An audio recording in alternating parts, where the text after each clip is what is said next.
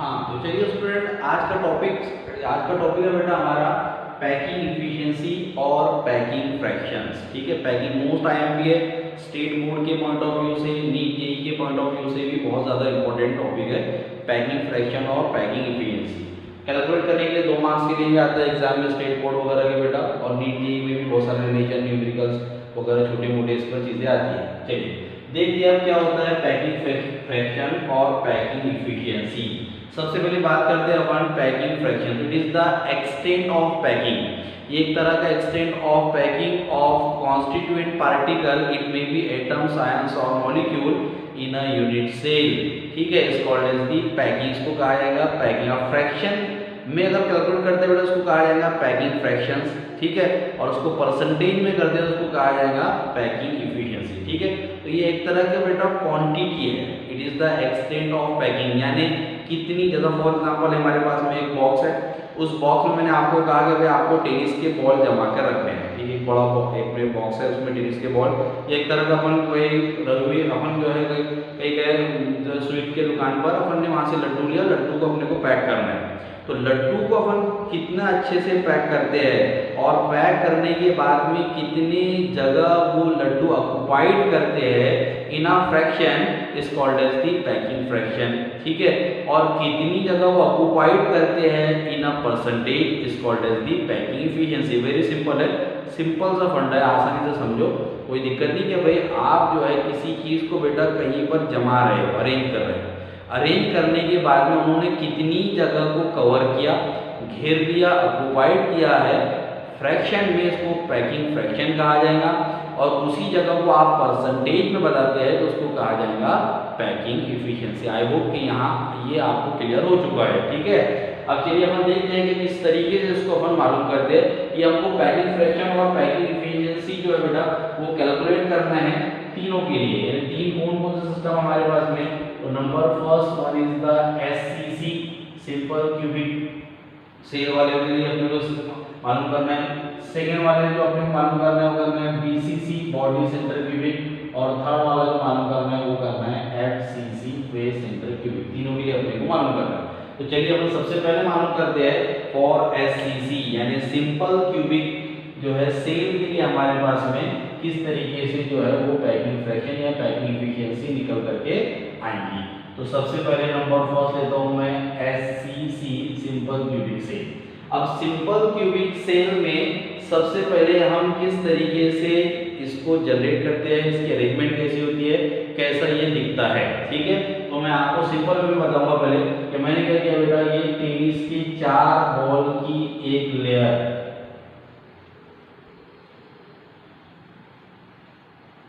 Tennis की 4 ball की एक लेयर इस तरीके से मैंने अरेंज कर दी। ठीक है, ये टेनिस के बॉल है, ये बॉल को मैंने ऐसा चिपका दिए या फिर अरेंज कर दिया इस तरीके से। और दूसरे ठीक उसी तरीके से 4 बॉल की लेयर इस पे लाके रख दी। क्या आप इमेजिन कर पा रहे हो, टेनिस की 4 बॉल, उसके ऊपर दूसरी टेनिस की 4 बॉल को हमने लाके चिपका दिया। ठीक है, इस तरीके से जो जनरेट होगा वो हमारा सिंपल क्यूबिक सेल जनरेट होता है। अब मुझे बताना आपको इसलिए ये पड़ा है कि ऐसा क्यों हम बता रहे हैं, हमने इसका स्ट्रक्चर देखा है तो आप बोलेंगे इसका स्ट्रक्चर तो इस तरीके से है, क्यूब में इस तरीके से दिखता है।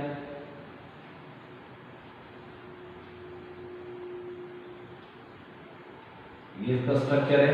ठीक है, और स्ट्रक्चर में बेटा जो हम कॉन्स्टिट्यूएंट पार्टिकल को रिप्रेजेंट करते हैं कॉर्नर पे वो इस तरीके से करते हैं, जिसके वजह से हमको ये लगता है, देखने में तो ये लग रहा है कि ये एक दूसरे के कांटेक्ट में नहीं है, बट ये बात अपने माइंड में बिठा ले कि they are is in a contact, ये एक दूसरे के क्या है, कांटेक्ट में है, इन अ कांटेक्ट। ठीक है, ये एक दूसरे के कांटेक्ट में होते हैं सभी। सिंपल व्यू अपन इसको इस तरीके से बनाते हैं, एग्जैक्टली बेटा ये पार्टिकल एक दूसरे के कांटेक्ट में होते हैं, एटम्स, आयन और मॉलिक्यूल। इसलिए मैं ये आपको ये इस तरीके से बता रहा हूँ। मैं और भी अच्छा इसको आपको समझाने की कोशिश करता हूँ कि ये इसका एग्जैक्ट स्ट्रक्चर किस तरीके से होता है। तो रियल स्ट्रक्चर इसका इस तरीके से होता है।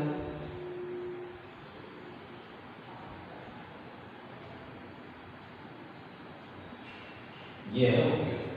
ठीक है, अब आपको समझ में आ गया होगा, यानी ये सब एक दूसरे के कांटेक्ट में होते हैं, ये सब एक दूसरे के कांटेक्ट में होते हैं बेटा। चलिए अब आगे हम बढ़ाते हैं कि किस तरीके से हम पैकिंग फ्रैक्शन या पैकिंग एफिशिएंसी निकाल सकते हैं। ठीक है, तो अब यहाँ पर हम देखेंगे कि कुछ बातों का अपने मालूम होना जरूरी है। सबसे पहली बात तो ये कि इसका कोऑर्डिनेशन नंबर कितना होता है, Cn।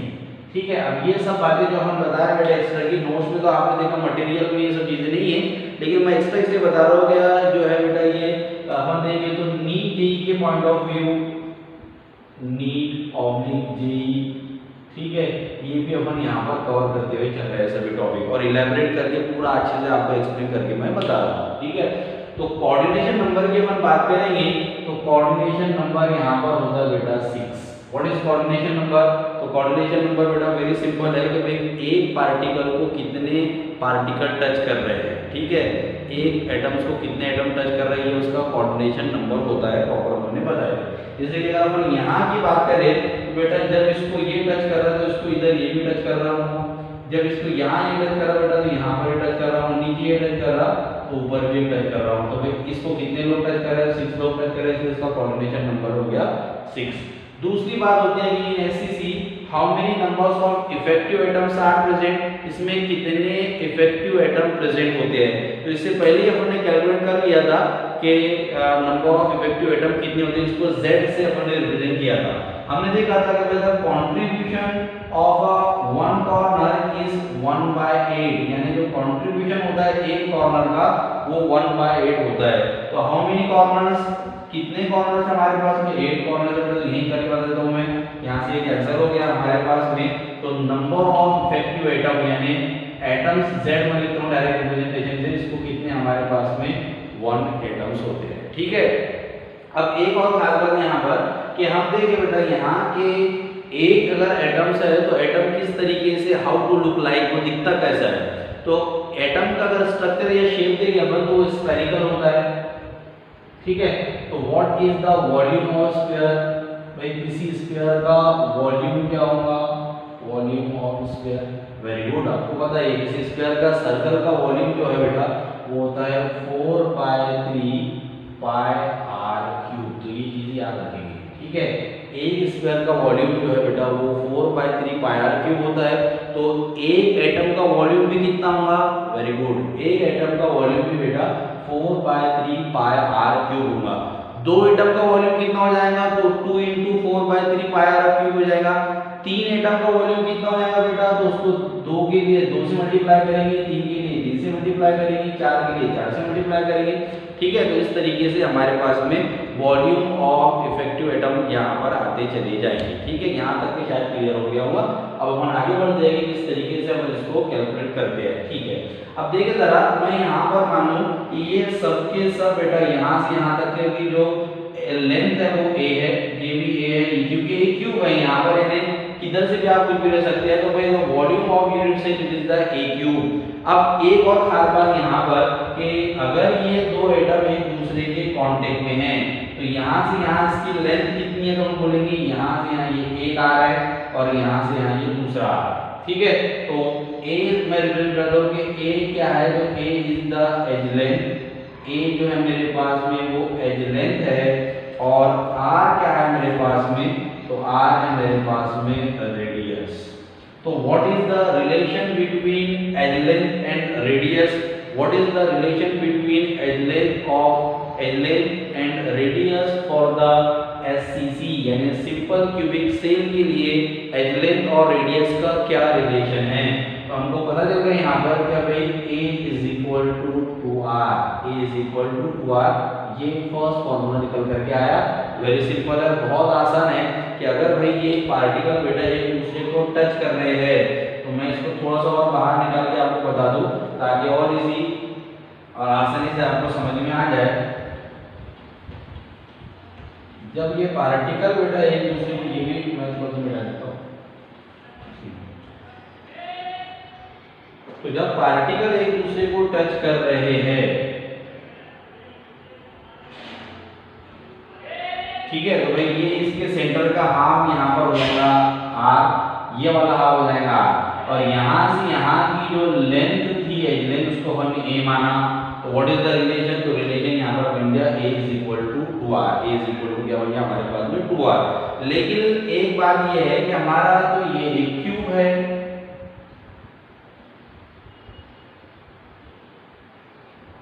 हमारा क्या है, ये एक क्यूब है, तो what is the volume of unit cell, एक यूनिट सेल का क्यूब का वॉल्यूम कितना होता है, तो ये होता है a क्यूब।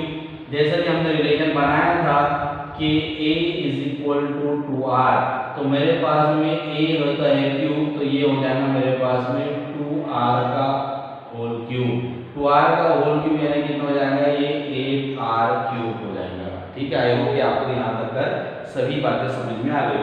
चलिए अब देखते हैं हमारे पास में पैकिंग फ्रैक्शन का फॉर्मूला क्या है। पैकिंग फ्रैक्शन, तो packing fraction is equal to volume occupied by volume occupied by atom. अब मैं यहाँ पर एटम लिख रहा हूँ, ठीक है। अब यहाँ पर बेटा जब हम कैलकुलेट करेंगे, हमने एससीसी के लिए देखा तो एक एटम होता है, तो हम लिख सकते हैं वॉल्यूम ऑक्युपाइड बाय 1 एटम, ठीक है। और अगर अपन देखेंगे बीसीसी के लिए तो वॉल्यूम ऑक्युपाइड बाय 2 एटम और 2 एटम होते हैं। अगर अपन देखेंगे एफसीसी के लिए तो हम बोलेंगे वॉल्यूम ऑक्युपाइड बाय 4 एटम और 4 एटम होते हैं बेटा, ठीक है। तो यहाँ पर बोलेंगे वॉल्यूम ऑक्युपाइड बाय एटम्स। अब इनमें भी 1 2 3 और 4 जो भी हमारा आएगा उस वक्त में वो अपने पास में होगा, ठीक है।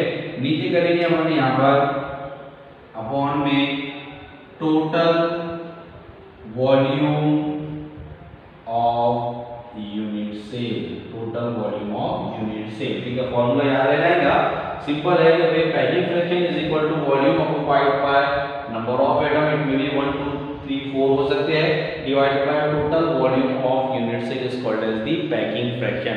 मतलब ये इसका फॉर्मूला हो गया पैकिंग फ्रैक्शन निकालने का, ठीक है। अब हमने देखा बेटा यहाँ पर अभी देखा हमने कि फिर से लिखता हूँ एक बार यहाँ, तो हमने देखा कि भाई नंबर ऑफ एटम यानी मेरे पास में नंबर ऑफ एटम्स कितने हैं, यानी z से इसको रिप्रेजेंट किया था हमने, z से वो 1 था और कोऑर्डिनेशन नंबर हमने निकाला था 6, ये बातें अपने को मालूम थी। एक और बात हमने देखा कि भाई वॉल्यूम ऑफ 1 एटम, एक एटम का वॉल्यूम जो है वो कितना होता है, यानी जो स्क्वायर के बराबर होता है, जो 4/3 पाई r क्यूब होता है। चलिए अब देखते हैं अपन यहाँ पर निकाल के करते हैं, और हमने निकाला यहाँ पर a क्यूब, यानी ये निकल गया मेरे पास में a क्यूब। तो a क्यूब क्या निकला, ये है हमारे पास में total volume of unit cell, इसका total volume of unit cell, ये total volume of unit cell है। चलिए फॉर्मूले में वैल्यू रखेंगे, तो चलिए यहाँ पर रखेंगे एक एटम में बेटा मेरे पास में तो सिंपल ये हो जाएगा 4/3 पाई r cube divided by total volume कितना, टोटल वॉल्यूम यहाँ पर हो जाएगा 8r क्यूब, ठीक है। इसको थोड़ा सा और मैं सिंपलीफाई करके रीअरेंज करके लिखता हूँ बायो वाले स्टूडेंट वगैरह को ताकि समझ में आए सभी को। तो ये हो जाएगा बेटा हमारे पास में 4 पाई r cube divided by 3 into 8r cube. इस तरीके से हो गया बेटा ये।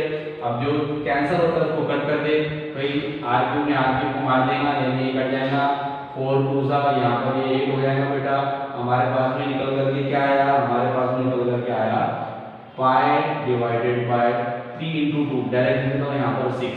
What is the value of pi, pi की वैल्यू होती है 3.14 डिवाइडेड बाय 6। अब इसको आप सॉल्व करके लिखते हैं पूरा, तो इसको सॉल्व करने के बाद में आपका आंसर आता है 0.524। 0.524 क्या आ गया, 0.524 आ गया हमारे पास में पैकिंग फ्रैक्शन, पैकिंग फ्रैक्शन आ गया। अब मुझे मालूम करना है पैकिंग इफिशियंसी। पैकिंग इफिशियंसी का फॉर्मूला क्या है, तो packing efficiency is equal to packing fraction into 100, ये फॉर्मूला है पैकिंग इफिशियंसी का। चलिए मैं वैल्यू पुट करता हूँ, यहाँ रखूँगा मैं 0.524 into 100, आंसर कितना आ जाएगा, तो आंसर आएगा मेरे पास में बेटा 52.4, 52.4 ये आ गया मेरे पास में परसेंटेज ऑफ इसका 52.4% ये आ गई पैकिंग इफिशियंसी। एक और चीज यहाँ पर हम निकाल सकते हैं बेटा वॉइड्स, ठीक है। वॉइड्स यहाँ पर कितने हैं, यानी एम्प्टी स्पेस कितनी है हमारे पास में, खाली जगह कितनी है, तो ये लिख देता हूँ मैं वॉइड्स। ठीक है, ये एम्प्टी स्पेस खाली जगह, तो 52.4 एरिया कवर हुआ है। यानी अगर अपन ने एससीसी की बात किया बेटा, जब पैकिंग करे अपन ने तो 52.4 एरिया परसेंट हमारा कवर हुआ है, तो खाली कितना हो जाएगा, यानी कितना वैकेंट बचेगा, वेरी गुड, तो हो जाएगा 47.6, ठीक है, 47.6 ये हमारा जो है बेटा एरिया जो है वो अनऑक्युपाइड है, रिजर्व है। ठीक है, ये पहला शायद सभी के समझ में आ गया होगा। It is the packing efficiency और पैकिंग फ्रैक्शन ऑफ एससीसी। किस तरीके से आया ये फॉर्मूला वगैरह का, थोड़ा कोई डाउट कोई डिफिकल्टीज वगैरह हो तो आप मुझसे पूछ सकते हैं। ठीक है, ये हम देंगे, दूसरा अगला लेंगे।